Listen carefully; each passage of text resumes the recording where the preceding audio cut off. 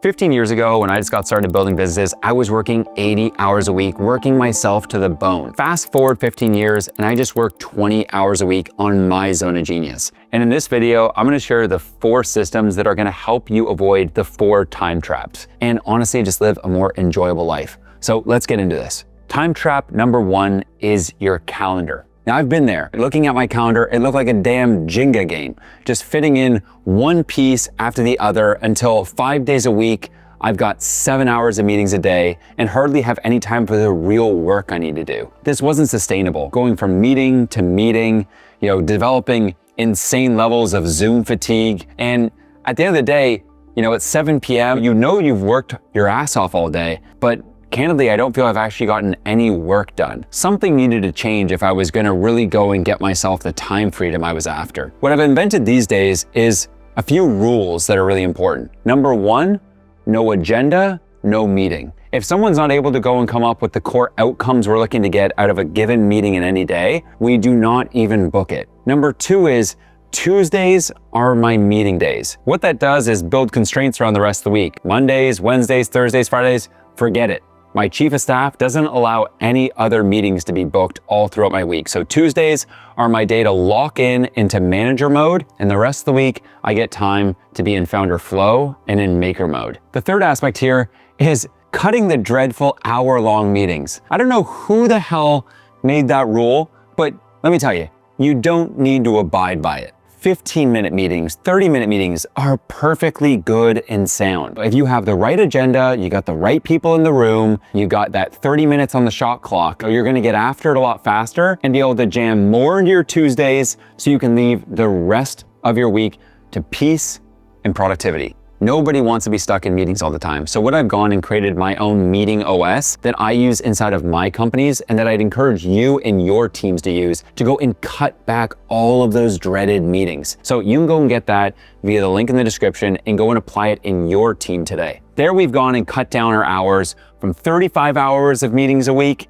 to just 5 hours on a Tuesday. There we go, 30 hours, good to go. So the next time trap is hiring. As a founder and CEO, my main job, is making sure I'm building an insane team around me, making sure that we have a massive pipeline for all the different core roles in my company, whether it's video editors, writing, salespeople, customer success. We have over 23 people on my team at Founder OS, and I have another 25 people working in my other company, Herb. And so there's a lot of people here, which means if you're not careful here, things can run wild. What you want to be doing is going and creating your own careers page on your website. I like to go and make sure that that page is populated with all the different jobs that we have currently open inside the company. I also put a video on that page that's basically selling people on our culture, what we're all about, who we are, and who we are not. That last piece is really important. I actually kind of want to scare people away from working with us. And the way I do that is I make sure that I talk about the edgy parts of our culture. The fact that we have an all-in mentality. We take extreme ownership. We're really bought into this vision and die hard about it. If people aren't down with that, I'd rather them just go away. And so what I'm doing here is I'm then going and driving people to this page. They watch the video. If they feel like they're suitable for the role, they apply via a type form, and then we'll go and get them on a call. Here's where I cut my time from 12 hours to just 2 hours a week around hiring. Our interview process looks something like this. We'll have an initial culture-based interview to understand, would we even have any chemistry with this person? Would they fit into the squad that we've built? And I don't need to run that meeting. My chief of staff runs all those to do that quick assessment in 30 minutes. From there, if the person seems right, we'll generally have them go and complete a take-home challenge. We're giving them some sort of challenge, generally has about 4 parts to it, that gives us a sense of how this person would actually do the work in their role. It's one thing to have a person do a bunch of talking, but for us, it's like, just show us your damn work. Now we have someone submitting the challenge. They're then getting on another call or interview with their given hiring manager. And assuming they've gone through a few people on our team and every single one of those people are like, yes, this is a hell yes, then there's a final gut check interview with me, which is the final piece of the puzzle. So I'm only getting on hiring calls or interviews with folks that the rest of my team have already been like, hell yes, this is the right person on our team. I'm no longer just fielding tons of different requests, having to be the guy that do all the pieces of the hiring. I'm able to delegate a bunch of that and just focus on giving people the final check of approval if we think that they're great. Now, another aspect here to really optimize your hiring is the 5-5-5 rule. Here, it all comes down to when you're actually creating your job descriptions for a given role in your company, coming up with 5 values that this person needs to embody in that role. You need to come up with 5 KPIs this person needs to hit to be successful in their role, and then 5 core systems that this person's going to own as part of that role. One of the most popular roles that I see founders asking me for help with is hiring a chief of staff. You know, that front line of defense and that core project manager on your team to make sure that not all things are getting to you. And so let's apply the 5-5-5 rule to the chief of staff role. When you go and think about the 5 values you have, they may include things like extreme ownership, attention to detail, having someone that is obsessed with quality, that in my case wants to dazzle founders, and that has an elevated taste for design. After that, then you're gonna go and document the 5 competencies. For this role, I like to think of someone with amazing communication skills. You know, they need to have amazing project management skills and be insanely organized, have an amazing ability to go and motivate a team, and also have the ability to hire. Now we've got those 5 competencies gone and charted out. So let's move on to then the 5 metrics for this role. Every company is going to be different, but some things that you could go and consider are, you know, the overall NPS score of the company, like how happy are your customers? Number 2 is the cash in bank, right? As the CEO, that's oftentimes one of the biggest metrics in your job, and the chief of staff can be there to help you. Number 3 is maybe your profit margin and helping you keep a good eye on that and making optimizations in the company to get your margin up. 3, it's probably the on-time execution of critical projects. And 5, maybe something like, you know, being able to fill the key roles that you're hiring for within the company. I've gone and synthesized this into a 5-5-5 rule playbook in the link in the description. I took some of the core roles in a personal media company and I actually went and drafted them up for you. So you could go and see things like the critical function, the core metrics, and the core systems that you need to be focusing on to get the right people in the right seats in your company. This system allowed me to go from 12 hours a week spent on hiring to just 2 hours a week, saving me over 10 hours every single week. So you've saved a bunch of time now in the hiring process, but you've now got a bunch of people on your team and you need to get better at this next piece. Time trap number 3 is your inability to delegate.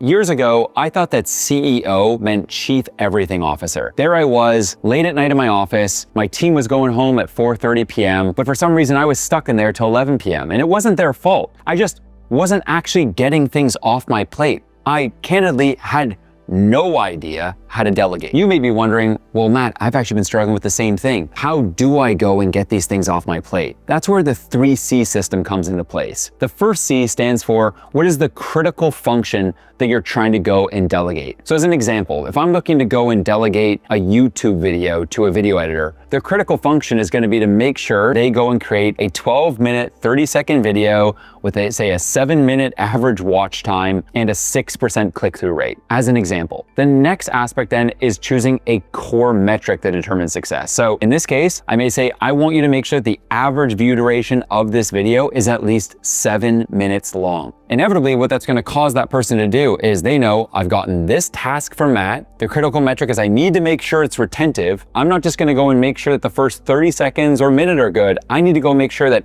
every single sentence, every second of this video counts if I'm going to actually hit the core metric that Matt has delegated to me. The next aspect here then is the core system. And when it comes to, our YouTube as an example, we have a whole YouTube style guide that we use to synthesize things like our motion graphic guidelines, how we do title cards, subtitles, and all the pieces that make up the Matt Gray Founder OS brand in our videos. The combination of having your function, metric, and system gone and created for every single thing you delegate will ensure that you're making it crystal clear to that stakeholder that you're delegating to exactly what success looks like. Now, when you combine not just delegation, but also automation and elimination into your business, this is where you're able to free up many times 10, 20 hours a week. In my case specifically, being able to just nail down the 3C system saved me over 12 hours a week. Suddenly, I had a team around me that was embodying the values and the mission. People were taking core tasks off my plate so I could focus on the stuff that only I can do. On my current business, that's stuff like appearing in these videos, working on high-level strategy, finalizing big hires, and working on cool new offers that we have coming out. But most things across content, revenue, sales, customer success, finance, operations, all those core areas, they're all off my plate. This is one of those things that you can go and look at, and one of the best exercises to go down is go and look at every single task you have on your plate and start marking down which of those you can delegate, who on your team you can delegate them to, and then go and create a Loom video of you actually going and doing that task. Hopefully it also documented in a Google Doc, and you're able to pass the Google Doc with the critical function, the core metric, and the core system, as well as the Loom video of you actually doing the thing to a given stakeholder on your team. They now have all that, and it's up to them now to be the systems owner of that piece of the business. These 3 C's, when implemented correctly, allowed me to go and get a ton of stuff off my plate, saving me over 12 hours a week. So now you know how to delegate.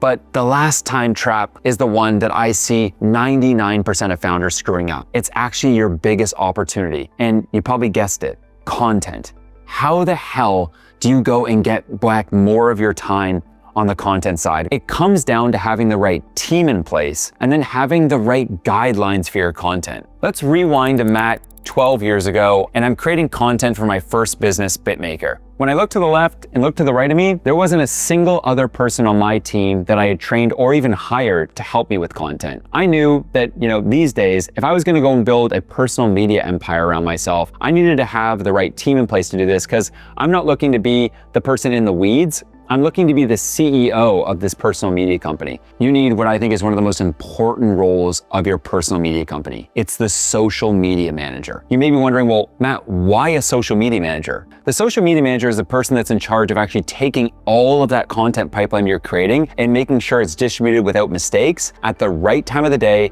with the right captions, titles, and all the packaging needed to help it soar on social media. And so your next question may be, well, what exactly do they do? Well, let me break it down for you. A social media manager is going to be in charge of things like your titles, making sure your thumbnails go live, making sure that you're A/B testing all of that in things like YouTube Studio. They're helping you schedule all your posts on the given platforms. They're making sure that all the captions on Instagram are good. They're also going to be going every single week and reporting to you on what the top content is across every single platform that you're on, the key trends that they're noticing, and then laying you up for the next 10 ideas that they think that you need to make on each platform you're on. So Nick, my social media manager, every single Friday is sending me a detailed update on every single thing that he's seen that's working on the platforms, and then giving us specific ideas for what we should do next. This is a massive time save, not just to me, but for my entire team as well. This has helped me over the last 3 years go and save over 12